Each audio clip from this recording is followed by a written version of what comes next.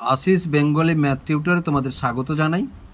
আজকের আবার একটি নতুন ক্লাস নিয়ে তোমাদের সামনে চলে এলাম। আমরা করছি ক্লাস 10 এর জীবন বিজ্ঞান ও পরিবেশ দ্বিতীয় চ্যাপ্টার জীবনের প্রবহমানতা এবং ফার্স্ট সাবমেটিভে যে পড়ে কোষ বিভাজন এবং কোষ চক্র ফার্স্ট সাবমেটিভের মধ্যেই আছে। আজকের ক্লাসে তোমাদের মিওসিসের কয়েকটি প্রশ্ন এবং তার উত্তরগুলি নিয়ে আলোচনা করব। তোমরা যেহেতু মাধ্যমিক পরীক্ষার্থী তাই আমি এখানে মাধ্যমিক পরীক্ষায় যে সমস্ত প্রশ্নগুলো যে টাইপের আসে সেই প্রশ্নগুলি এবং তার উত্তরগুলি কিভাবে লিখতে হয় সেগুলো নিয়েই আলোচনা করব। আশা করি তোমরা উপকৃত হবে এবং ভিডিওটি দেখার সময় অবশ্যই ক্লাসের জীবনবিজ্ঞান বইটি হাতের কাছে রাখবে, তাতে তোমরা অনুধাবন করতে ভালো পারবে।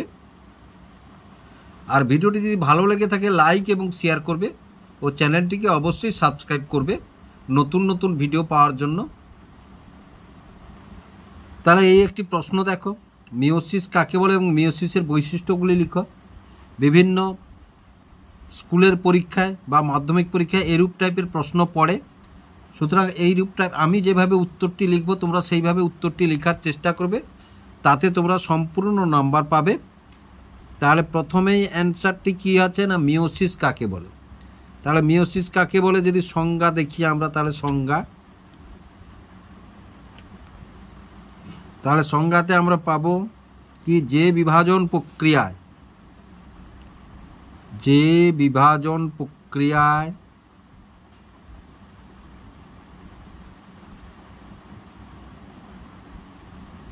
প্রক্রিয়ায়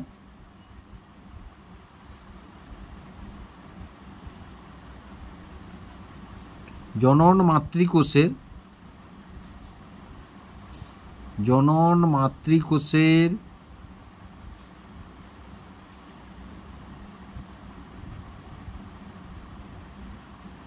নিউক্লিয়াসটি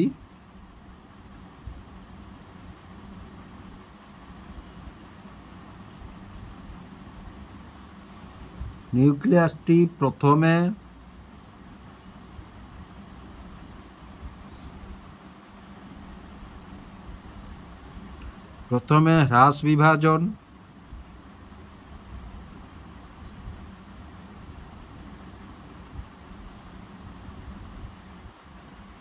ও পরে সমবিভাজন।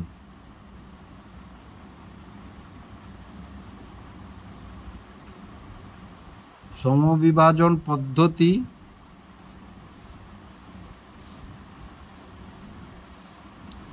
পদ্ধতিতে পরপর দুবার বিভাজিত হয়ে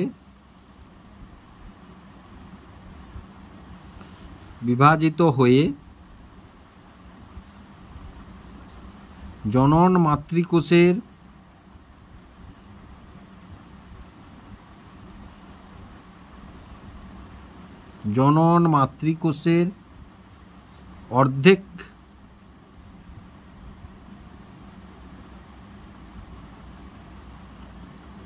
অর্ধেক ক্রোমোজোম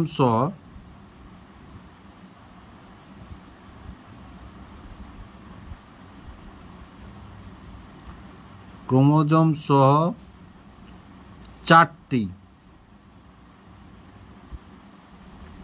চারটি অপত্য কোষ সৃষ্টি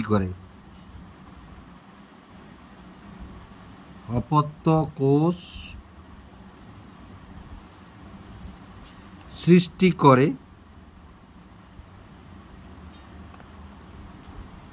চারটি অপত্য কোষ সৃষ্টি করে তাকে মিওসিস বা মায়োসিস বলে।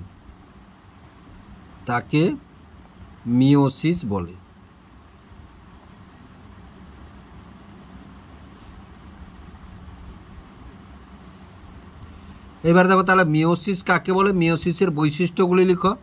তাহলে মিওসিস কাকে বলে আমরা লিখলাম। প্রশ্নটির কটি পার্ট আছে? প্রশ্নটির দুটি পার্ট আছে। তাহলে এটি একটি পার্ট হয়ে গেল। তারপরের পার্ট এক লাইনের মতো জায়গা ফাঁক দেবে। এবার বৈশিষ্ট্য,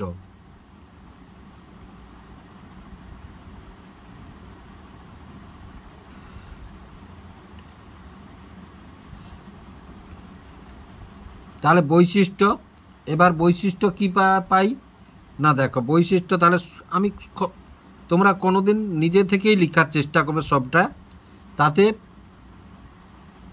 যারা এক্সামিনার আছে তারা পছন্দ করবে তোমার লেখাটি।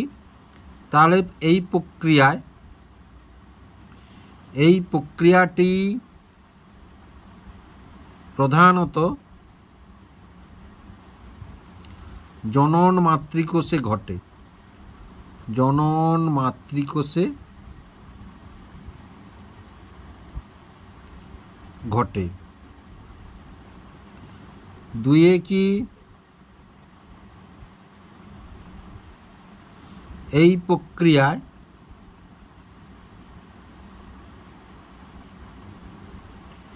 ডিপ্লয়েড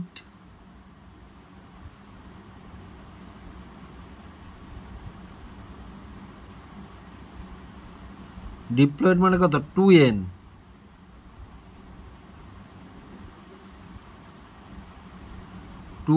মাতৃকোষ থেকে অপত্য কোষের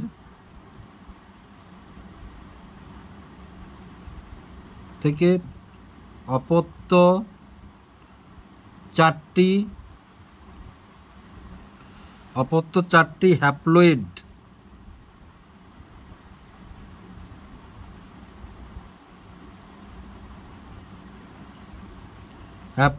কোষ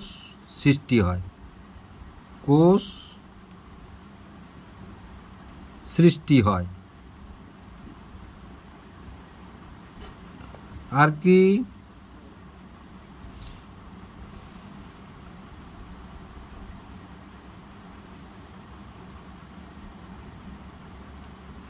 এই প্রক্রিয়ায় মাতৃকোষের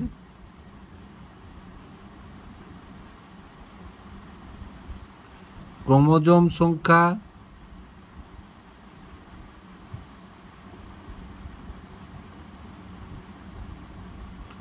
অপত্য কোষে অর্ধেক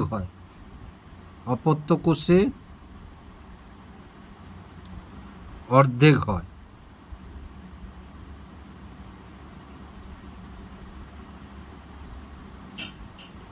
চারে এই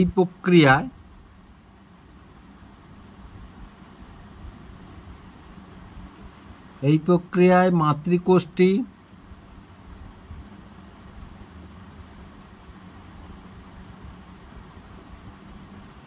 দু দফায় বিভাজিত হয়।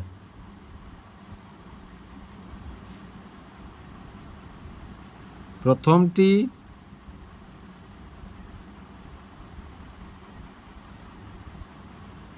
হ্রাস বিভাজন, পরেরটি সদৃশ্য বিভাজন।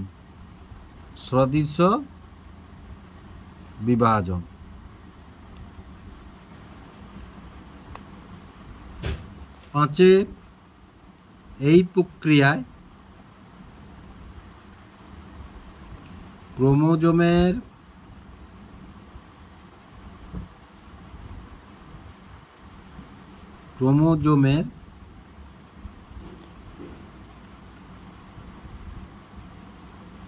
অংশ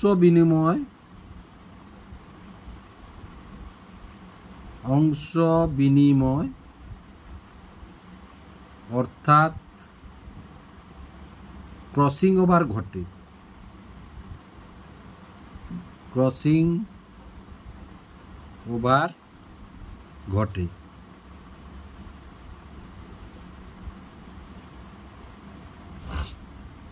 ছয়ে অ্যানাফেজীয় চলন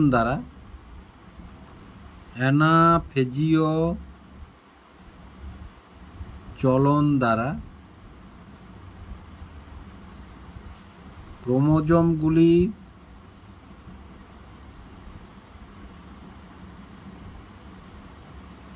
বিপরীত মেরুতে পৌঁছায়। বিপরীত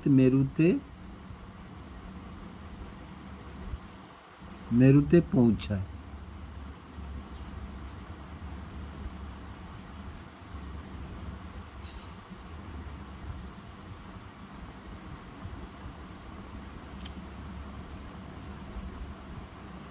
এবার দেখো, এটি একটি প্রশ্ন, মিওসিসকে হ্রাস বিভাজন বলে কেন এবং মিওসিস কোথায় ঘটে। দুটি পার্ট আছে প্রশ্নটি এবং এটি একটি 5 নম্বরের প্রশ্ন হতে পারে। তাহলে মিওসিসকে প্রথমেই আমরা জানবো, মিওসিসকে হ্রাস বিভাজন বলা হয় কেন।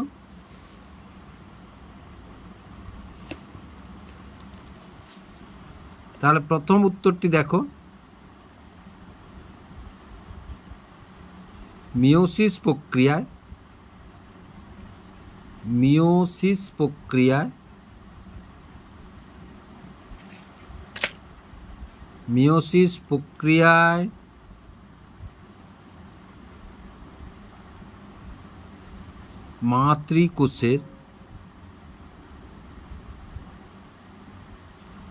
মাতৃকোষের ক্রোমোজোম সংখ্যা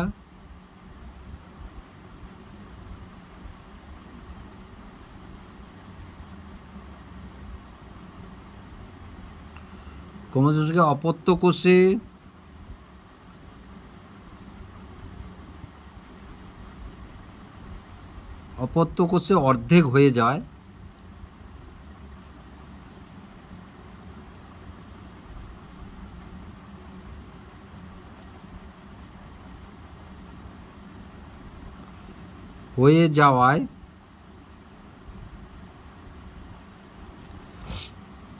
মিওসিসকে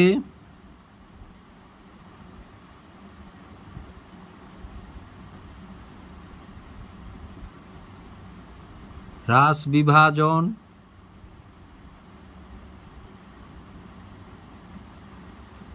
বা রিডাকশন ডিভিশন বলে।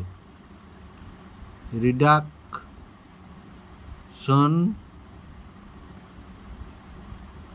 ডিভিশন বলে।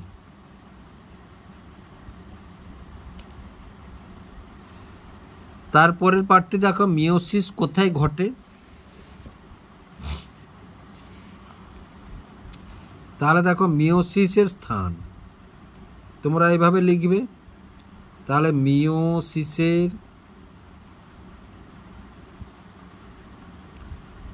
স্থান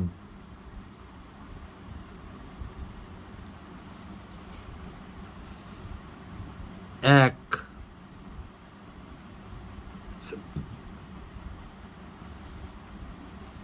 মিওসিস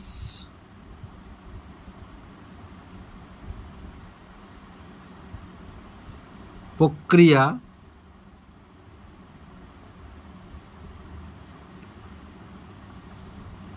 জনন মাতৃকোষে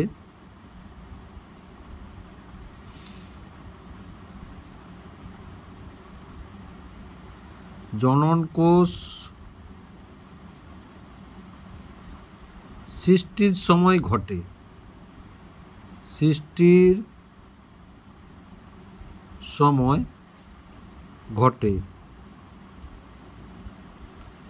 দুয়ে কি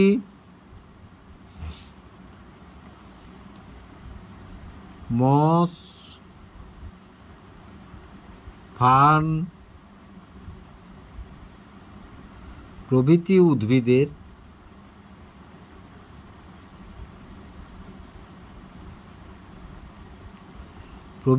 উদ্ভিদের রেণু মাতৃকোষে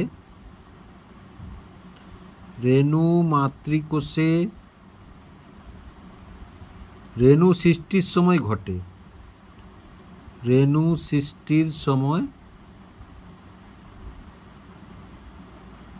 ঘটে। তিনে উচ্চ শ্রেণীর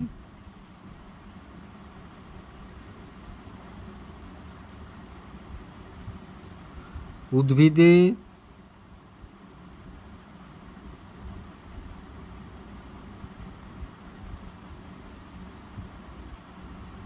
উদ্ভিদে পরাগধানীতে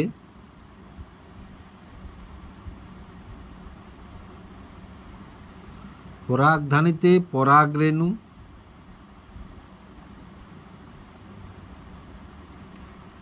ও ডিম্বাশয়ে ডিম্বাণু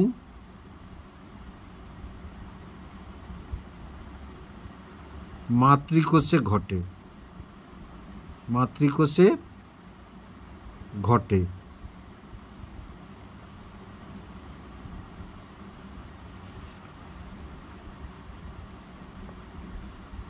প্রাণীদেহে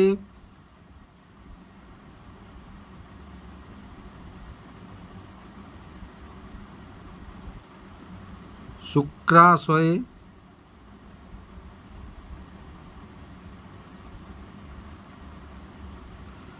শুক্রাণু সৃষ্টি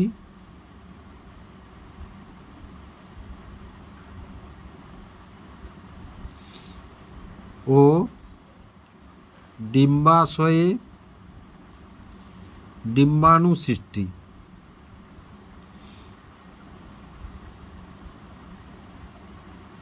ডিম্বাণু সৃষ্টির সময় ঘটে।